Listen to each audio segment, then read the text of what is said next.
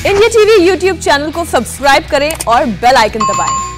और अब बात घरेलू सियासी ग्राउंड की। दिल्ली में आज ओवैसी के घर तोड़फोड़ हो गई। अटैक करने वाले हिंदू सेना ने चेतावनी दी कि ओवैसी हिंदू विरोधी बयानबाजी बंद करें। उधर ओवैसी यूपी में योगी से मुकाबले के लिए माफिया की फौज खड़ी कर रहे हैं। वहीं माफिया जिन पर योगी का बुलडोजर चल चुका है। सोमवार को अहमदाबाद में योगी साबरमती जेल में बंद अतीक अहमद से मिलने को बेताब थे। मुख्तार अंसारी को पहले ही पार्टी में शामिल करने का न्योता भी दे चुके हैं। इन तमाम कवायद के पीछे ओवैसी का एजेंडा क्या है, समझने से पहले सुनिए हमले पर ओवैसी का बयान, जिसमें उन्होंने बीजेपी को जिम्मेदार ठहराया है। रेडिकलाइज्ड हो चुके हैं लोग और इनके रेडिकलाइजेशन की जिम्मेदारी बीजेपी सरकार पर आती है। तो यही तो हम बता रहे हैं कि एक सांसद के घर पर अगर इस तरह हमला होगा तो क्या मैसेज जा रहा है पूरे देश में, पूरे दुनिया में।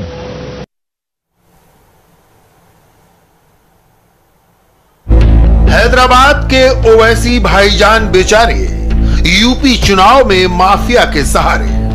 जी हां, योगी से मुकाबले के लिए ओवैसी मुसलमानों के सहारे आए, मगर अब भाईजान मुस्लिम माफिया के भरोसे हैं। अहमदाबाद के दौरे पर जाते हैं, मजलिस की मीटिंग अटेंड करते हैं, बड़ी शाइस्तगी से मजलूम मुसलमानों से हुए वोट के धोखे की बात करते हैं। और आवाम ये देख रही है कि बरसों से जिसका हमने साथ दिया, उन्होंने कभी भी हमको हम इंसाफ नहीं किया हमसे, ना हमको हिस्सा दिया सियासत में, बल्कि सिर्फ वोट तो हासिल किया और लाचार बनाकर हमको छोड़ दिया, बेबस बनाकर छोड़ दिया। कभी जलते हुए घर में हमको अकेला छोड़ दिया, कभी तूफानों में हमको अकेला छोड़ दिया, तो कभी हमारे बहते हुए आंसुओं की तरफ नजर नहीं किया। मगर ओवैसी के एजेंडा अहमदाबाद में यूपी के माफिया अतीक अहमद अचानक एंट्री लेते हैं। वो साबरमती जेल में बंद अतीक अहमद से मिलने के ख्वाहिशमंद थे। जिद के बावजूद जेल प्रशासन ने इजाजत नहीं दी तो इंडिया टीवी से शिकायती लहजे में कहा, ठीक है, यूपी की जनता देख रही है। जब हम अहमदाबाद में हैं तो अतीक साहब भी साबरमती जेल में, तो हम इस सिलसिले में सुप्रीडेंट साहब को ईमेल किए, लेटर भी लिखे, तो उन्होंने उसको रिजेक्ट कर दिया कोविड गाइडलाइंस ये सब बताकर। तो अभी हमारी मीटिंग है हमारे कॉर्पोरेटर के साथ, हम दरियापुर गए, शाम में भी हमारा एक पूरे फिर से हमारे संगठन के लोगों से मीटिंग है, तो जाने नहीं दिया गया वहां तक। पुलिस ने कहा कि आप जा ही नहीं सकते साबरमती जेल को, वरना आपको डिटेन कर लेंगे। तो इस तरह का ये काम किया गया बीजेपी की तरफ से। तो ठीक है, उत्तर प्रदेश जनता देख रही है कि अतीक अहमद से हम सुप्रीडेंट से मिलना चाह रहे थे कि भाई बताइए आप क्या वजह है। हम तो अतीक साहब का नहीं ठीक नहीं बोले, हम सुप्रीडेंट से मिलना चाहते, वो भी हमको जाने नहीं दिए। तो ठीक है, जनता देख रही है उत्तर प्रदेश। जाहिर है जनाब का दौरा अहमदाबाद का था, मगर नजर यूपी पर थी। इंडिया टीवी संवाददाता निर्णय कपूर ने जवाबी सवाल किया, आखिर खुलूस और इखलाक की बात करने वाले एक सियासी पार्टी के सरबराह असदुद्दीन ओवैसी का माफिया से क्या राब्ता। इसके जवाब में दी गई सफाई सुनिए। सुप्रिंटेंडेंट ने आपको भेजा है, उसमें उन्होंने कोट किया है कि या तो रिश्तेदार मिल सकते हैं या उनके काउंसिल मिल सकते हैं। उसके बाद क्या लिखा और साथ में कोविड के गाइडलाइन का हवाला भी दिया। लेकिन जो नहीं, देखिए 3 चीजें बताई ना, तो हम ये पूछ रहे थे भाई जब सब दूसरों को मिलने दे रहे हैं ना, आप कोविड के गाइडलाइंस अगर है तो दूसरों को तो मिलने दे रहे हैं। हम सिर्फ सुप्रीडेंट से मिलना चाह रहे थे। ठीक है, आपकी बात सही है, वो लेटर हमको ही मिला, हम तो सुप्रीडेंट से मिलना चाहते, पूछना चाह रहे थे कि भाई आप सबको मिलने दे रहे, आखिर हमको क्यों मिलने नहीं दिया जा रहा है। तो वो बात सही है।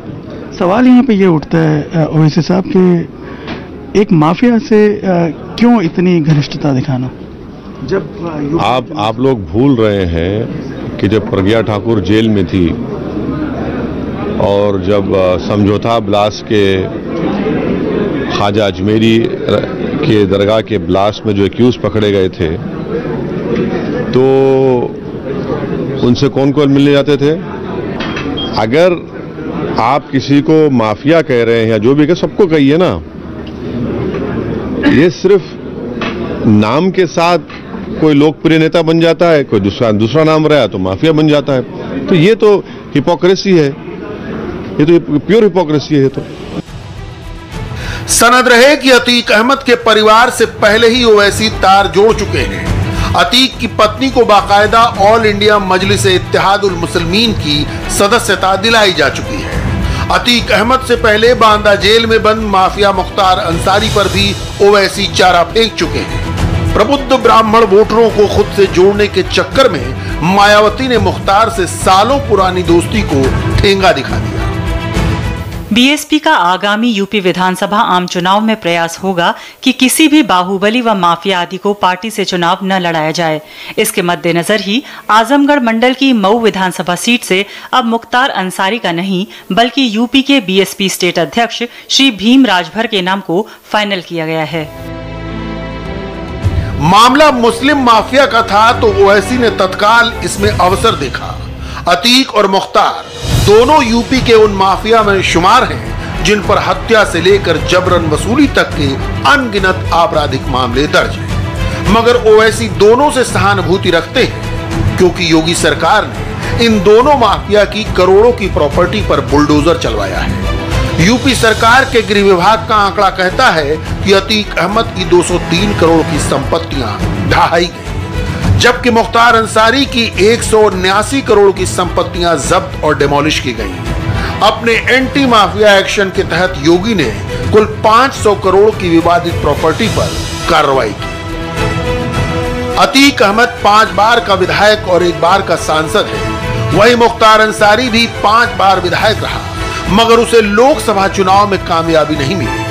अपने इलाके के मुस्लिम वोटों पर अतीक और मुख्तार की अच्छी खासी पकड़ है, मगर इन दोनों का ओवैसी के साथ जाना अखिलेश, मायावती और कांग्रेस तीनों के लिए चिंता का सबब है। इससे एंटी बीजेपी मुस्लिम वोट बैंक में सेंध लगती नजर आती है, मगर ओवैसी बीजेपी विरोधी सेक्युलर दलों को चढ़ाने से नहीं चूकते। बी टीम अगर हम हैं, चलिए मान लेते हैं थोड़ी देर के लिए आपकी बात को, झूठे इल्जाम ये बोलो कि तुम्हारा लीडर जो माशाल्लाह से 50 साल का हो चुका है और अभी तक आजाद है, हम फंसे हुए हैं, आप तमाम कैसे हार गए अमेठी से? मैं तो नहीं रहा ना अमेठी से, कैसे हार गए वो? कौन जिम्मेदार है उसका? राहुल गांधी की बात कर रहा हूं। आप लोग अच्छा है भूल रहे, कांग्रेस पार्टी को भूल जाना चाहिए। मैं मुबारकबाद देता हूं आप। एंटी बीजेपी पार्टियां तो ओवैसी पर नजला गिराती ही रहती हैं, मगर यूपी में किसान आंदोलन के नेता राकेश टिकैत भी ओवैसी को बीजेपी का चचा जान बोलते हैं। राकेश टिकैत ने साफ कर दिया है कि बीजेपी को हराने के लिए वो किसी भी दल का समर्थन करेंगे। किसान पंचायत में वो हर हर महादेव के साथ अल्लाह अकबर का नारा लगाते हैं। अल्लाह अकबर, अल्लाह अकबर। क्योंकि उनकी नजर पश्चिमी यूपी की बड़ी मुस्लिम आबादी पर है। यही वजह है कि टिकैत को भी ओवैसी से दिक्कत है। यूपी में करीब 19% मुस्लिम वोटर्स हैं। अकेले पश्चिमी यूपी में 25% मुस्लिम आबादी है। पश्चिमी यूपी की 40 से ज्यादा सीटों पर मुस्लिम असर रखते हैं। पूरे यूपी की बात करें तो 73 सीटों पर 30% से ज्यादा मुस्लिम वोटर हैं। 70 सीटों पर 20 से 30% के बीच मुस्लिम वोटर हैं। इस हिसाब से 140 से ज्यादा सीटों पर मुसलमानों का दबदबा है। जब ये सवाल ओवैसी के सामने उठता है तो वो टिकैत से लेकर तमाम सेक्युलर दलों को हिपोक्रेट यानी दोहरा रवैया रखने वाला करार देते हैं। देखिए, ये जितने ऐसे लोग हैं ना, ये सिर्फ मुसलमानों के खिलाफ इस तरह के जुमले इस्तेमाल करते हैं। किसी नॉन मुस्लिम के बारे में इस्तेमाल करके दिखाइए। ये इनकी मानसिकता है जिसमें मुसलमानों से जहर और हसद और हेट्रेड भरा हुआ है, जिसको अंग्रेजी में कहते हैं बिगेटरी। तो वो जो हसद है, जो नफरत है, वो उनकी जबान से निकलती है। ओवैसी कुछ भी कहें, मगर उनकी पॉलिटिक्स में अब कुछ भी छिपा नहीं है। वो मुस्लिम वोटों के ध्रुवीकरण की पॉलिटिक्स ही कर रहे हैं। ओवैसी साफ सवाल करते हैं, मुसलमानों की पार्टी क्यों नहीं होनी चाहिए? उनके मुताबिक इससे मुल्क की जमहूरियत और संविधान मजबूत होता है। और हम ये बता रहे हैं कि भाई जब भारत की राजनीति में हर कास्ट, हर कम्युनिटी की एक लीडरशिप है, मुसलमानों की क्यों नहीं होनी चाहिए? बुरी बात क्या है? इससे हमारी जमहूरियत, डेमोक्रेसी मजबूत होगी। इससे बुरी बात, इनको लगता है कि नहीं, आप कैदी बन के रहें, आप डर कर रहे हैं, आप हमारी गुलामी करते रहे। हम बोले नहीं करेंगे, हम अपना हक लेंगे, लड़ेंगे और उसमें भारत की राजनीति में अपना एक मुकाम हासिल करेंगे इंशाल्लाह। फिलहाल योगी से लड़ाई में खुद को लाचार पा रहे ओवैसी माफिया के सहारे हैं। ये पॉलिटिक्स का पुराना पैटर्न है, माफिया को पार्टी से जोड़ो, वो हनक के दम पर वोटर को जोड़ेगा। ये माफिया भी ऐसा है जिस पर ताबड़तोड़ योगी का चाबुक चला है। याद रखिए, मुख्तार को तो पंजाब की रोपड़ जेल से वापस यूपी लाया गया, बांदा जेल की अंडा सेल में रखा गया। मुख्तार को योगी का इतना खौफ था कि वो यूपी आने को तैयार नहीं था। ओवैसी को भरोसा है कि माफिया से चंद मुसलमानों की सहानुभूति यूपी में उनका खाता खोल सकती है।